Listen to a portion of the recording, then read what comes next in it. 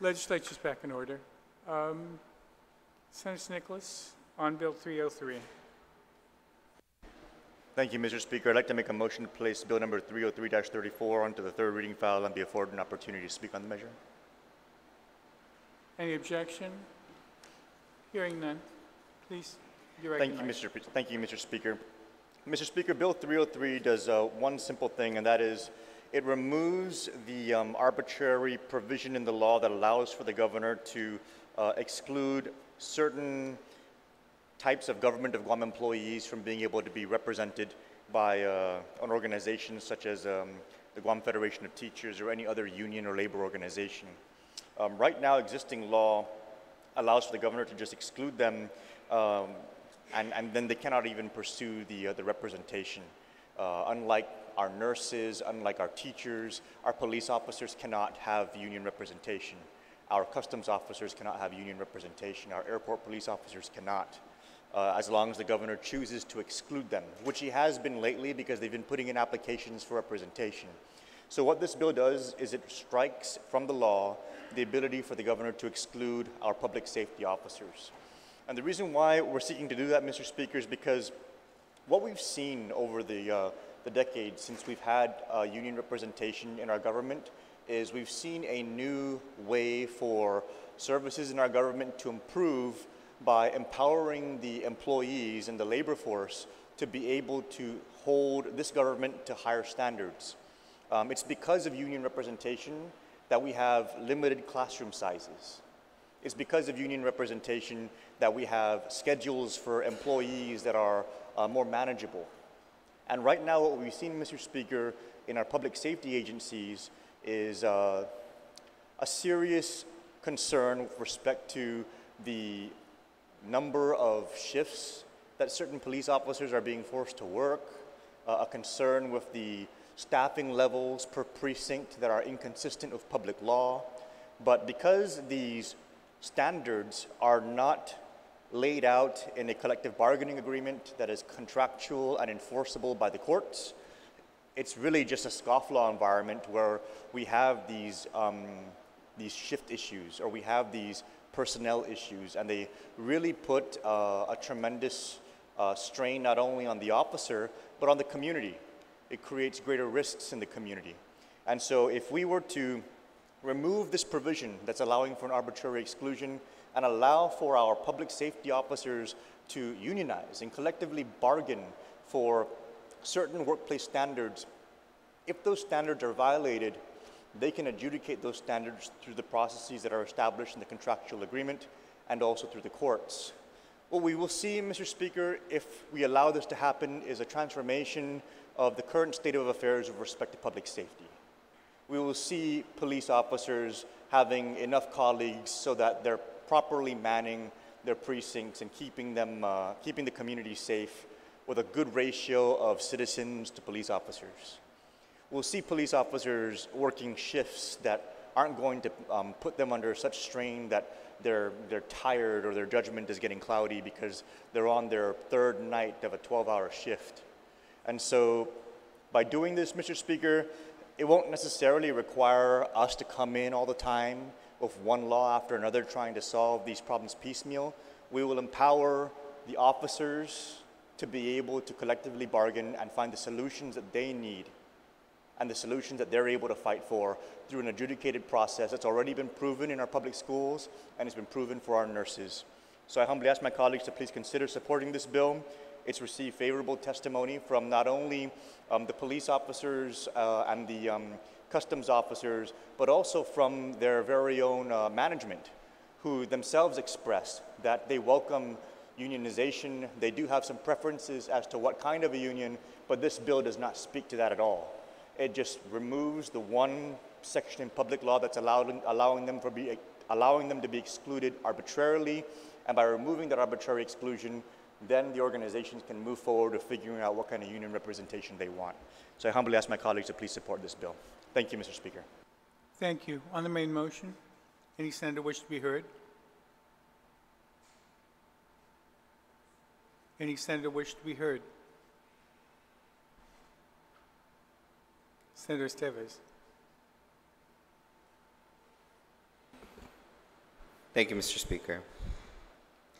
Former President Ronald Reagan believed unions had a place in our democracy, but that place is not in the government. I have the same beliefs, Mr. Speaker. Government employees already are a protected class under the Civil Service Commission. And now what we're proposing to do is allow more availability and additional layers of protection that aren't even afforded to the majority of the population in the private sector. I don't believe we need unions to tell us what the priorities are. What it comes down to is money. We've all seen the budget. And this body had to increase taxes in order to meet the mandates. I have no doubt in my mind that they'd have more police officers. They'd have more police vehicles, better working conditions if we had the money. But adding this additional layer of bureaucracy and red tape is diametrically in opposition to fiscal conservatism, being fiscally conservative. It's in diametric opposition to efficiency and flexibility and all of the things we need to do in our current fiscal state in order to make our government better and get a better bang for our buck as we provide services. Unions have never allowed for flexibility. I'll give you a couple of examples. We're all familiar with the Jones Act.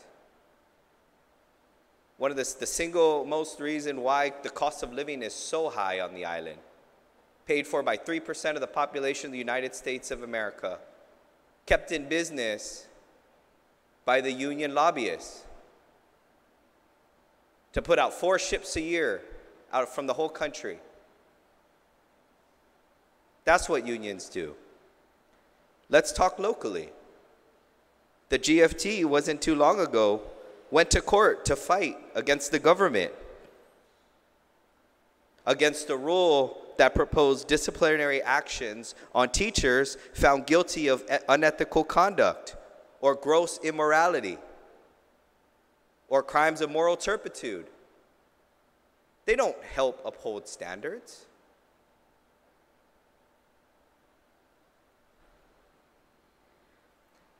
I understand the intent. I understand we have unions that are present. But in this time, Mr. Speaker, we cannot afford those things. You know, it was stated earlier that these contracts would be legally binding. That's true.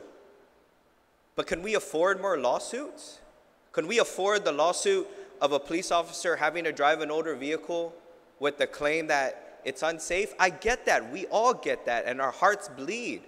But we understand and all understand the fiscal reality, that if we can get a new police car, we would get a new police car. But as we've seen historically in this government, that every time we're put in a position where we have to fight a lawsuit and spend the money on that lawsuit, which we ultimately lose because we couldn't fund it, guess what's going to happen? We're going to have to take out more debt. We're going to have to increase taxes. And you know who's going to pay for that?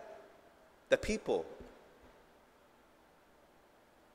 There is no added benefit to the community for unionizing government employees who have more protections, more benefits than any private sector employee out there. Name a private sector job you can leave and you have employment rights to come right back when you feel like it. Name a private sector job where you have an entire agency, which we fund, by the way, in the Civil Service Commission, that often errs on the side of the employee. We know what we have to do. We know where to spend the priorities. I don't think anybody in this room would disagree that if we could give more money to GPD, we would give them more money. If we can give more money to education, we would give them more money. So adding that additional risk that we get sued for something we already know we have to do, if the intent is that we spend the money and we're forced into a lawsuit and we're forced by court order to take out more debt to pay for the things that we already know we have to pay for, then we should support this bill, because that's exactly what's going to happen. The history is there. The writing is on the wall. So once again, being fiscally conservative, government efficiency, flexibility are diametrically in opposition to the very idea of a union. And again, I, like Ronald Reagan, believes unions have a place in our democracy, but they don't have a place in the government. We are public service employees. We serve the public. And so with that, I stand in opposition to this bill, Mr. Speaker. Thank you, Senator. Any other senator wish to be heard? Any other senator wish to be heard? Vice Speaker.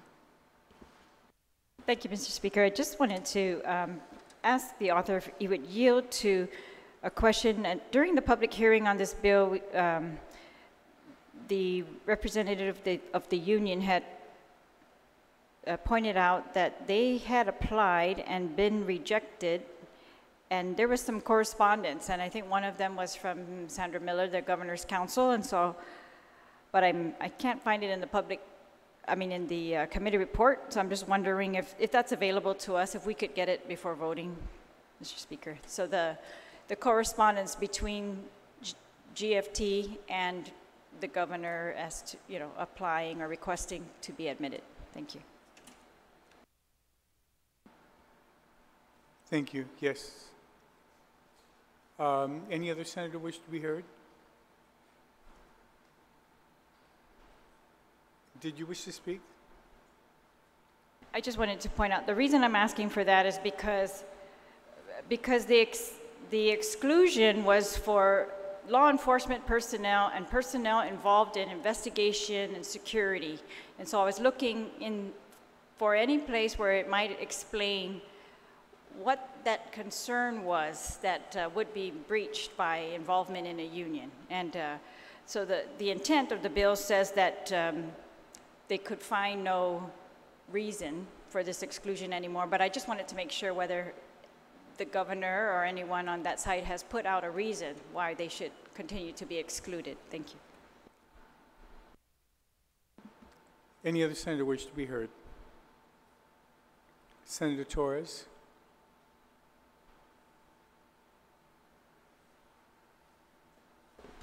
Thank you, Mr. Speaker. I'd just like to ask a question of the mover of this, if he'll so yield. I just was wondering, because there is a recent Supreme Court ruling where the Supreme Court barred mandatory union dues for public employees, and I was where an employee of an agency cannot be forced to pay any union dues, even when a portion of those dues is attributable to the cost of collective bargaining on behalf of all employees. This was a decision that came down in July, but in the context of limiting the ability of a union to force, in essence, membership or the collection of dues among a class of membership, this seems to open up the ability of the unions to now go into other sectors, public safety, for example, and with one, I'm just trying to reconcile. You've got on one end a Supreme Court saying unions can't have a broad mandatory collection of fees by all employees within those agencies, and here we are opening up the idea of unions broadening their reach. So I don't know that it necessarily has anything to do, but I see this as sort of a limit on unions of some sort, and the legislation is a broadening of unions, and I was just wondering if that if any of that crossed the author of this legislation's mind, if somehow this Supreme Court ruling is a caution towards streamlining as opposed to broadening. In other words, we want to open it up, but this also doesn't allow you to compel somebody to pay due memberships into a union. I don't know. I hope I'm not confusing the question, and that you understand. And if it is confusing, I apologize. But I hope you get the gist of what I'm trying to get at. Do you wish to yield? Thank you, Mr. Speaker. Union membership on Guam is voluntary. And so the Supreme Court ruling is such that you cannot mandate all government employees to pay union dues. And the argument was we're requiring all of them to pay it because we're representing all of them, whether they're members or not. That's not the case here on Guam. Union membership is voluntary. You only pay union dues if you join the union. And so that Supreme Court concern is not relevant to the Guam circumstance, and it's not relevant to this bill, because all we're saying now is we're going to allow public safety officers to voluntarily unionize. And if they so voluntarily unionize, they will also voluntarily pay whatever dues are associated with unionizing, but they're not mandated to unionize, and they're not mandated to pay any fees. And that's across the board throughout the government of Guam, Mr. Speaker. Senator Torres, is that satisfactory? Thank you. That does make it a little clearer. But so I understand that point, and thank you very much. Perhaps I was confusing some things or just overreaching with that decision and how it applies to Guam. So thank you for the clarification.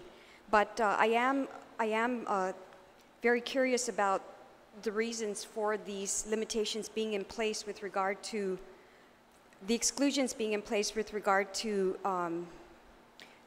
those offices or entities in the executive branch that perform investigative, intelligence, or security functions. So if that information can be provided, I think it would be very useful in terms of determining whether or not we support this measure. Thank you very much. Any other senator wish to be heard? If any senator wish to be heard, okay. Thank you, Mr. Speaker. I've just received word that the GFT is providing some additional information, and if it is pertinent to the questions of the members of the body, we will circulate it when it's received. But I would like the opportunity to speak to some of the statements that were made with respect to the bill as my closing. We talk about health, education, and public safety, Mr. Speaker, as being the priorities of this government. In health, we allow for our health employees to, if they so wish, voluntarily unionize. In education, we allow for our education employees to, if they so wish, voluntarily unionize. We don't allow for our public safety employees to do so. And the result of all of that is we have workplace standards that have to be followed, otherwise there will be arbitration and there will be adjudication. But that's only in health, and that's only in education. And some very pointed statements were made that that's somehow negative for our community.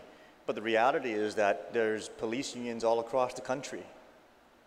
And when we talk about extremes, Mr. Speaker, we can fear unionization as something that may be of detriment, but the realities that we're facing today are actually quite consequential for our community, and they pose a clear and present risk that the abstract fear of unionization pales in comparison to. Mr. Speaker, there are times when the Dedito precinct probably has 3 police officers on a shift for a municipality of 44,000 people. And we can bang the table all we want and say, we know what the priorities are, and if it's just funding, we'll fund it. But that's just not been the reality, Mr. Speaker. And if instead we allowed for collective bargaining, and the collective bargaining agreement included in the contract between labor and management that the ratio of police officers to population will be 1 per 1,000, then we will have a contractual and legally enforceable mandate to have 44 police officers in the Dededo precinct on a shift. Now, of course, it's a question of money, but absent the force of law and the binding of a contract, this government has a tendency not to do what it needs to do. We don't deposit tax refunds. It's not a bond covenant. There is no contractual obligation. And as a result, we just never are able to pay it fast enough. But the bond covenants and the contracts that we're supposed to follow with our debt service providers are taken right off the top. They're the first things that are paid. Why? Because when this government becomes legally obligated to fulfill a mandate, that's when it finally does it. We have a horrible reputation of doing what we're supposed to do. But we have no choice to do so when we are compelled, particularly by the courts. It's time for us, Mr. Speaker, to empower our police officers, our customs officers, our airport police officers, all of our public safety officers, to be able to compel this government to put public safety first as a priority. And I'm not saying that as some kind of a politically popular statement. It's the mantra of everybody who seeks to serve. We're going to prioritize health, education, and public safety. And yet, of the three, the only one that isn't meeting contractual labor mandates is public safety. You can't jam 100 students into a classroom because of money problems because there's a board union contract. And that results in a better education environment, proper student-teacher ratios, safer classrooms. But somehow we're just not able to prioritize funding for police officers in our villages.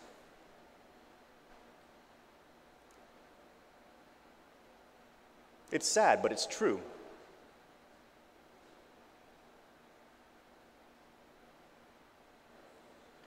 And so, Mr. Speaker, we're not forcing what union? We're not forcing membership of a union. We're not even forcing the police officers to unionize at all. As a matter of fact, if we were to prioritize funding those agencies the way a member claims that we can, they probably wouldn't have to unionize. This bill doesn't create a union or force a union. All it says is, Governor, you can't arbitrarily prevent our public safety officers from doing so. You cannot arbitrarily prevent them from collectively bargaining. And if there's any concern about allowing public safety to unionize, that should be ameliorated by the mere fact that it's done across the country. And unless somehow we think that our public safety officers are being exposed to high-level classified information that a police officer in California or Idaho or Iowa is somehow blind to, I think that we're creating a concern that isn't really legitimate. Let's let our public safety officers collectively bargain. It's time for us to allow for our police officers, the rank and file, to stand together and to be able to say, you know what, we're not going to allow for our precincts to continue to go understaffed. We're going to take you to court, or it's going to become front page news. And just to be transparent, Mr. Speaker, we do have it in the law that they're not able to strike. Public employees cannot strike. So we're not going to be creating an environment where police officers are going to all strike and walk off the job any more than teachers or nurses. It's in the public law that they cannot do that. What we are going to be able to do by passing this is remove the one arbitrary banner that's preventing them from all coming together and saying, we'd like to be represented as a group. These are the concerns of us as a group. We'd like to sit down and have a bilateral negotiation between management and employee so we can come to terms on what is suitable for us to be able to do our jobs. And if you don't want to support a police officer to be able to be represented in doing his job, then what are we doing here?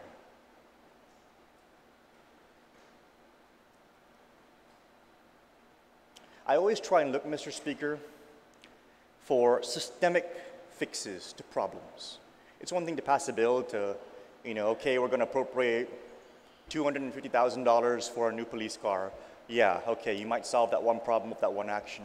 But when we build systems that are able to police themselves, that wasn't an intentional pun, but when we build systems that are able to police themselves and to establish the standards, and that they're living, breathing systems that you're able to go in and change with the times, and that involve all parties, management and labor, to sit down for bilateral negotiations, those kinds of systems are the kinds of things that we can put into statute that will be transformative, not just for the problems that we face today, but for in perpetuity.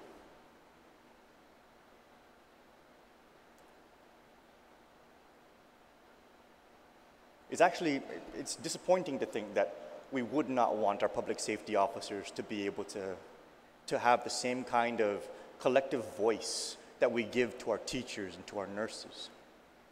And when you step back and look at it, it's no wonder their working conditions are so horrible. And then we look at the front page and we see crime and we wonder why. Let's let the officers fight for us by being able to fight for what they need. Not have to go through politicians, but be able to fight for what they need together. That's all they're asking for. Stop arbitrarily blocking us. Let us fight for the people together. And that's all this bill does. It removes that one section in the law where the governor can arbitrarily block public safety officers from standing together for collective bargaining on their workplace. If we remove that, they still need to go through all the same processes that our teachers and our nurses have to go through to be able to have that kind of representation. And I want to say this about the unions here on Guam, particularly those representing the government employees. There are circumstances where sometimes you sit back and you say, wow, really?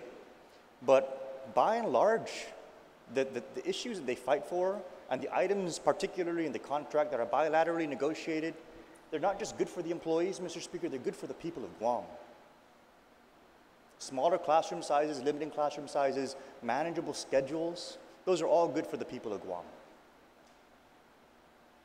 I don't find our union to be particularly obtuse with respect to being entirely lopsided to the point where employees are asking for something ridiculous. What is ridiculous is 3 police officers in the Dedido precinct with a population of 44,000 people.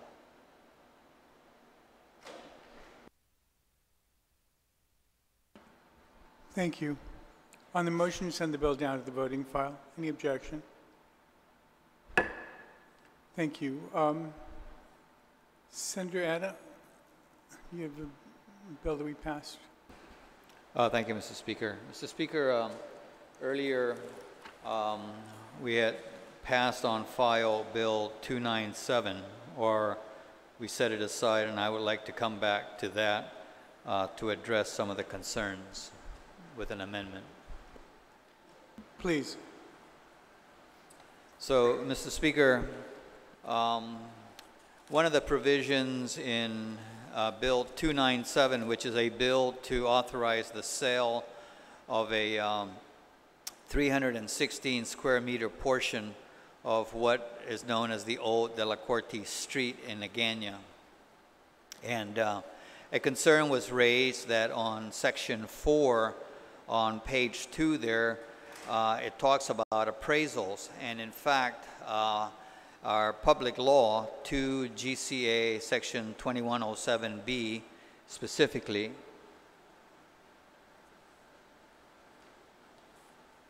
reads, no such bill, in this case a sale of public property, no authorizing the transfer of land or leasing of land may be considered by the legislature on third reading unless accompanied by 2 appraisals on all land concerned, appraised for the highest and best use regardless of zoning from 2 separate licensed real estate appraisers. And then it goes on talking about the requirement for appraisals. And Bill 297 unfortunately only has 1 appraisal so far. And so I would like to move Bill 297 forward so that we bring finality to this transaction that has been requested by the landowners. And I propose to do that by offering an amendment to Section 4, which says that notwithstanding 2 GCA 2107B, the sale of the old De La Corte Street in the municipality of Otagana shall require 2 appraisals that are not more than 12 months old before the sales transaction can be consummated. So the existing law right now really kind of ties the hands of the legislature and puts it at the mercy of appraisers out there that may be available, and they're not lining up at the door. You know, their demand for their services is very high, and as a result, it takes time to turn around those requests. In addition to that, the way the law is structured right now is that you go out and you request for an appraisal, spend maybe $3,000, but there's really no assurance that the requested authorization is going to get approved. So in this case, the amendment that I'm proffering is not saying that an appraisal doesn't have to be made so that the government can in fact get the most value for the asset that is being sold.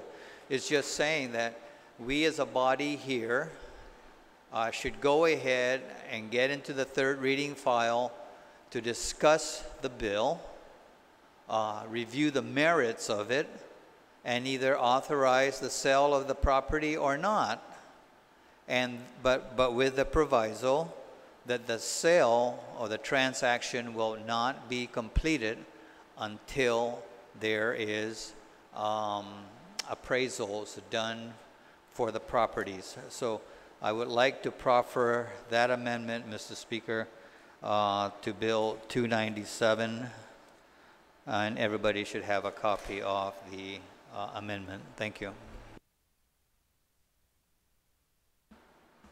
On 297, Senator Atta has proffered an amendment. Has everybody had a chance to review it?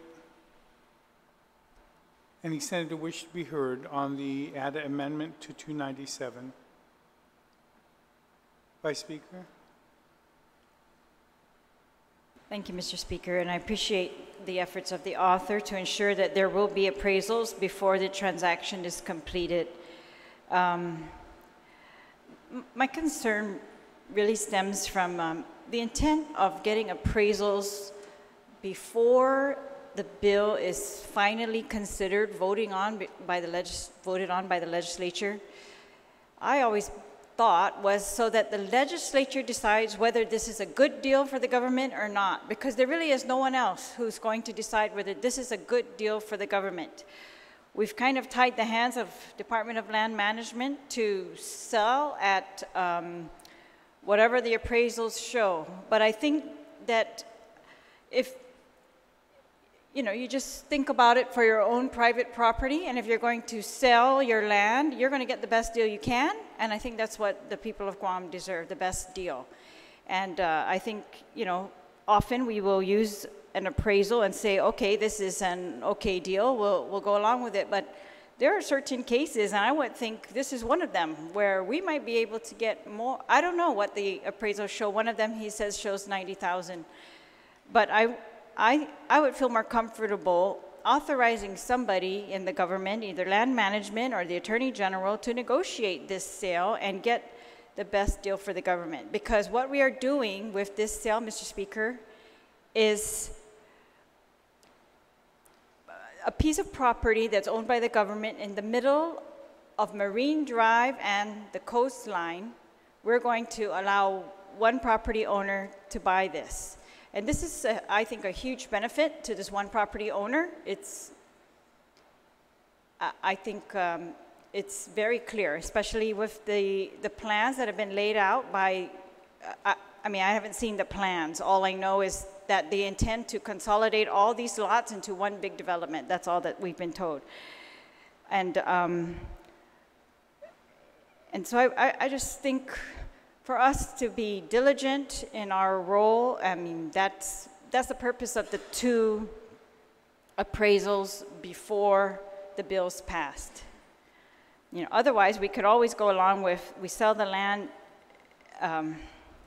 without seeing the appraisals, but the law says we're going to see these appraisals, and I think that's why. It's because we are supposed to, when we vote to allow this property to be released from the government of Guam, either we get the best deal or we don't get the best deal because of some kind of policy that's telling us that we don't need the best deal. For example, there are cases where, you know, access is crucial for the government of Guam, and we want access more than we care about the money, and we will do land for land exchanges as opposed to, you know, value for value. Just things like that. But otherwise, I think it should be our role that we get the best value for the government of Guam. And it's my concern that waiving this requirement at this point takes away from the legislature the ability to get a better deal for the government of Guam. Thank you, Mr. Speaker. Thank you very much. So I would object to this amendment, Mr. Speaker. Thank you. Any other senator wish to be heard on the ADA amendment? On the ADA amendment, there's been an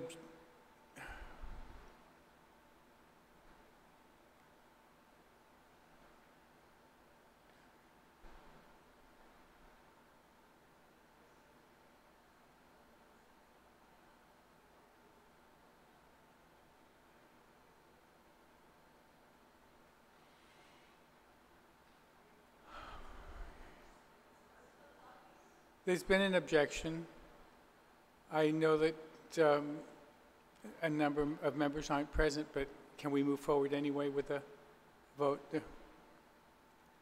All those in favor of the amendment, please indicate by raising your hand.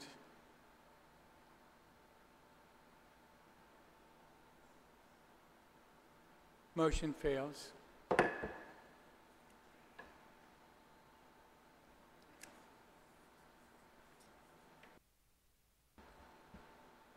Thank you, Mr. Speaker. So I guess unless somebody else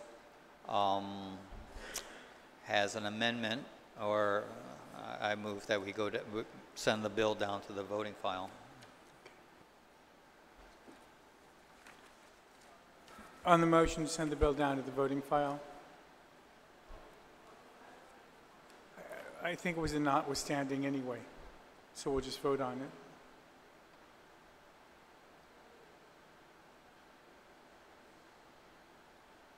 Yeah. Thank you, Mr. Speaker.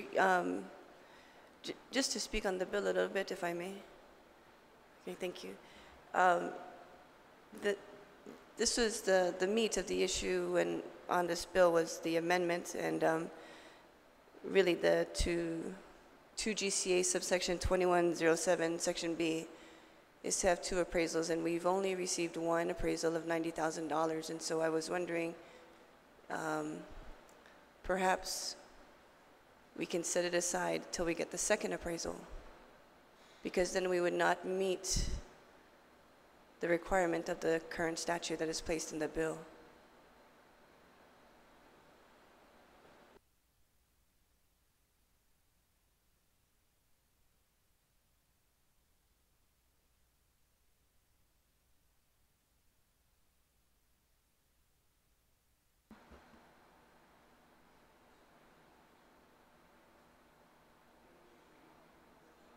Can we just take a quick recess?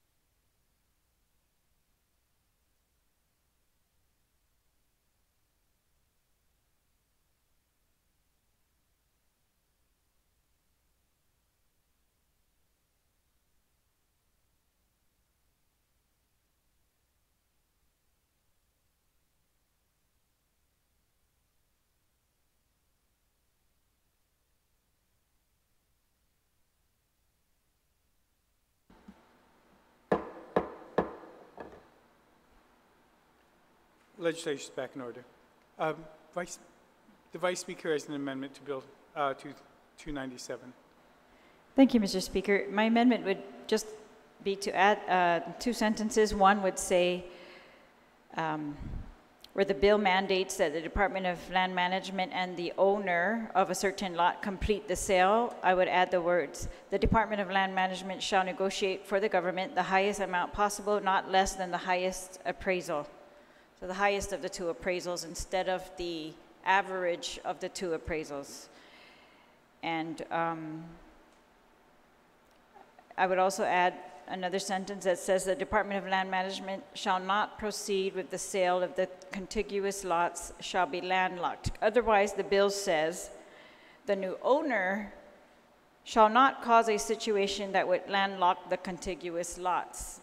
But I think it's incumbent on the government in proceeding with this sale to ensure that that is the case. And I know that there's an agreement between the parties, but it's not part of our bill. So we're still taking into consideration the adjacent landowners, so I think this sentence would better point out the duties of the government. Thank you, Mr. Speaker. Thank you very much. On the Turlahi amendment, Senator Nicholas's hand went up first before you.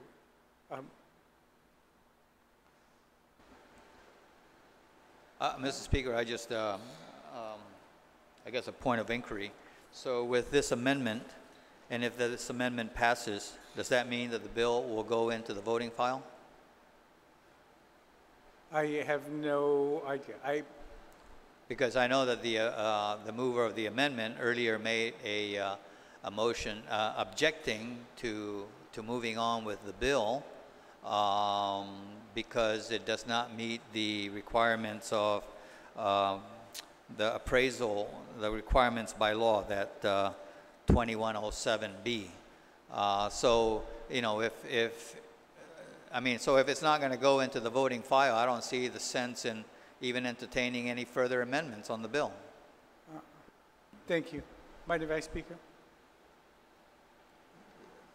I can't hear what she's saying. Mr. Speaker, I had risen to a point of order earlier about whether we are waiving the requirements of statute that there be 2 appraisals. You were proceeding with the vote to the voting file. I can't control whether you are going to allow that or not, but I rose to that point of order earlier. If there was an objection, it probably wouldn't have made it into the voting file. So if you're objecting... I don't know, Mr. Speaker, we're speculating there. I am objecting. All right. So then what's the sense in entertaining further? Why don't we just set the bill aside until the second appraisal is received based on the objection?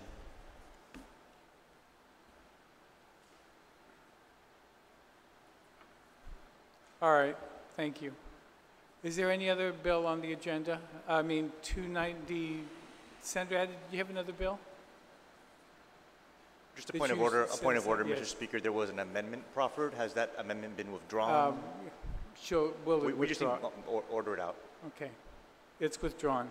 The bill is set aside. Senator, do you wish to move your other bill that you had set aside? There was one other bill that you had set Yes, that was Bill 298, and I had an amendment with a similar amendment regarding the appraisals, and if the objection is going to be raised, then let's not waste each other's time. All right. And I'll just set the bill aside because of the anticipated objection. Thank you. All right. Why don't we recess until 2 o'clock tomorrow afternoon? Wait, you have one more bill? Yes.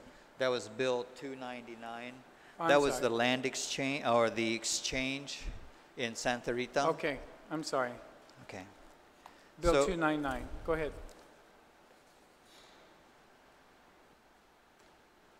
So Bill 299 was a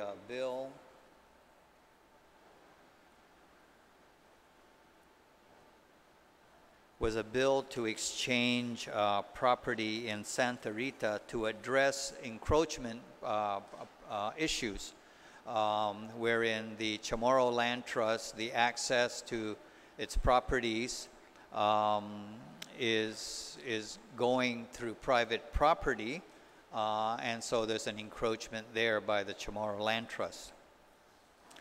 And then, of course, the private property owner is willing to give up that portion of his property because they realized when they recently did a survey that his house is encroaching on Chamorro Land Trust property. So after discussions, it was agreed to try and address the situation by making a land exchange on an area for area basis. Later in the discussion, the question was asked based on the aerial photograph that was provided as to how the one of the Chamorro Land Trust property owners would be impacted by this new alignment of the access. And what I have, I didn't make a, I think I didn't make a copy of it, but I have a copy of the resolution from the Chamorro Land Trust, which the resolution gives its concurrence for this land exchange. So they have given their concurrence for that. But then also in that same resolution, they said, whereas on March 8th, 2018, the Chamorro Land Trust informed its lessees in the affected lots of the pending alteration of the lot 243 REM Agricultural Subdivision Master Plan and received no objections. So that assurance was provided in the resolution from the Chamorro Land Trust. But then another question was asked, which was a valid question, and that is the way the new alignment for the access, it is now coming into this one lot, and so obviously that lot is going to need to be resurveyed, and that is lot 243-REM-3, the one that belongs to Thomas Guzman. And so I have an amendment here that was made, which adds a new section 5, and it reads, Survey of lot 243-REM-3. The Chamorro Land Trust Commission shall be responsible for the surveying of lot 243-REM-3 to reestablish new boundary lines for lot 243-REM-3 that consists of 2,023 square meters. So in essence, the owner of that lot 243 will be still have under his purview the 2,000 acres that is normally 2,000 square meters that is allowed for a Chamorro Land Trust lessee in this area. So, you know, we're not taking away anything from that particular landowner, and then of course the other part of the amendment simply corrects the old section 5 to make it now section 6. So that, Mr. Speaker, is my amendment, and I believe that that addresses the concerns that was raised by one of the speakers earlier regarding the impact of this realignment on this one particular lot.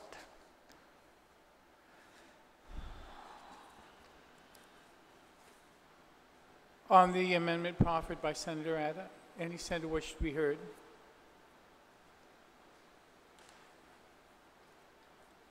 On the amendment proffered by Senator Atta, any senator wish to be heard? Any objection to the amendment proffered by Senator Atta? Any objection?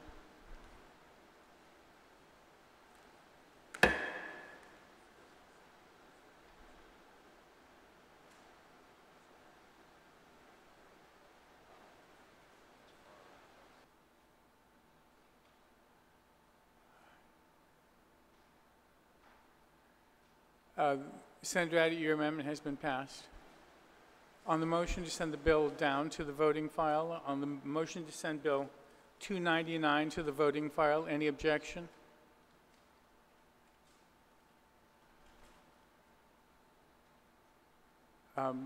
Did you wish to speak on the bill? Okay.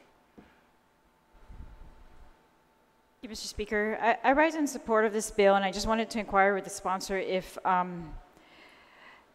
similar to his last amendment, if the survey, we can assume that the surveying of the Chamorro Land Trust easement will be done, of course, by Chamorro Land Trust, but the new property lines for lot 214-3, is the property owner going to take care of those?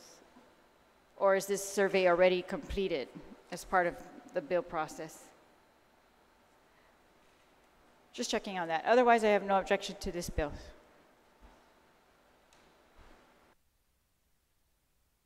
I think that was the amendment. I think his amendment was to deal with the property, the square-shaped property to the right of the new easement. And the new easement itself is what I'm inquiring about, and the lot who's encroaching, that also has to be re-surveyed and all the documents put in order.